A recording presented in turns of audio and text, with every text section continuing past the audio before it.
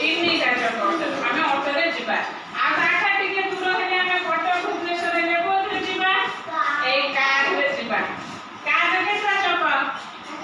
ଚାରିଟା ଚକ। କାରରେ ଯାଇପାରିବା। ଆଉ କୋଉଥିରେ ଯାଇପାରିବା? ବସରେ ଯାଇପାରିବା। ଆଉ ଯଦି ଆମେ ବାହାର ରାଜ୍ୟକୁ ଯିବା, ବାହାର ରାଜ୍ୟ ମାନେ କୁଆଡ଼କୁ ଯିବା? ଆମ ରାଜ୍ୟ ନାଁ କ'ଣ? ଆମ ରାଜ୍ୟ ନାଁ ଓଡ଼ିଶା।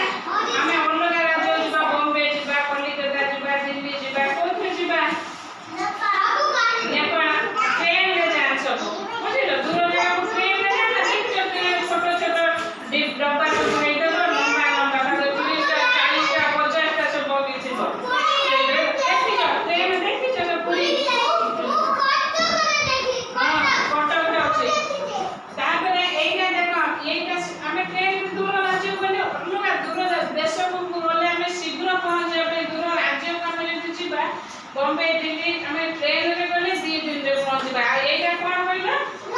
ଉଡ଼ାଜାହାଜ, ଏରୋପ୍ଲେନ। ଏଥିରେ ଯଦି ଆମେ ବସିକି ଯିବା, ଆମେ ସାଙ୍ଗେ ସାଙ୍ଗେ ପହଞ୍ଚିଯିବା। ଏଇଠୁ କଲିକତାରେ ଆମକୁ 2 ଘଣ୍ଟା ଲାଗିବ, ଘଣ୍ଟେ ଲାଗିବ। ଏଇଥିରେ ଆମେ ଉଡ଼ିକି ପଳେଇଯିବା। ଉଡ଼ିବା କେମିତି? ଏଠି ଆମର ତଳେ ଯେମିତି ରାସ୍ତା ଅଛି, ଆମେ ଆସୁଛେ, ସେମିତି ଆକାଶରେ ବି ରାସ୍ତା ଅଛି। ଯିଏ ଏରୋପ୍ଲେନ ସବୁ ଉଡ଼ଉଛନ୍ତି ତାଙ୍କୁ କ'ଣ କହନ୍ତି? ପାଇଲଟ କହନ୍ତି। ସେ ପାଇଲଟ ମାନେ ପାଠ ପଢିଛନ୍ତି, ସେମାନେ ଜାଣିଛନ୍ତି କୋଉ ରାସ୍ତାରେ ଯିବ। ସେ ଆକାଶରେ ବି ରାସ୍ତା ଅଛି, ସେଇ ରାସ୍ତାରେ ଆମେ ଉଡ଼େଇ ଉଡ଼େଇ ଉଡ଼େଇ ଉଡ଼େଇ ଏମିତି କରି ନେଇଯିବେ। ତାହେଲେ ଏଇ ଏରୋପ୍ଲେନରେ ଆମେ ଗଲେ, ଆମେ ଯେତେ ଦୂର ଜାଗା ହଉ ଆମେ ବହୁତ ଶୀଘ୍ର ଅଳ୍ପ ସମୟରେ ପହଞ୍ଚି ପାରିବା। ଆଉ ବସରେ ଗଲେ ଡେରି ହବ, ଟ୍ରେନରେ ଗଲେ ବି ଆଠାରୁ ଟିକେ ଡେରି ହବ। କୋଉଥିରେ? ଟ୍ରେନରେ ଗଲେ। ଆଉ ତ ବସରେ ଗଲେ ବେଶୀ ଡେରି। ବୁଝିପାରିଲ? ତାହେଲେ ଏଇ ଯୋଉ ଆମେ ଯିବା ଏରୋପ୍ଲେନ, ସେଟା କୋଉ ପଥରେ ଯିବ? ଆକାଶ ପଥରେ।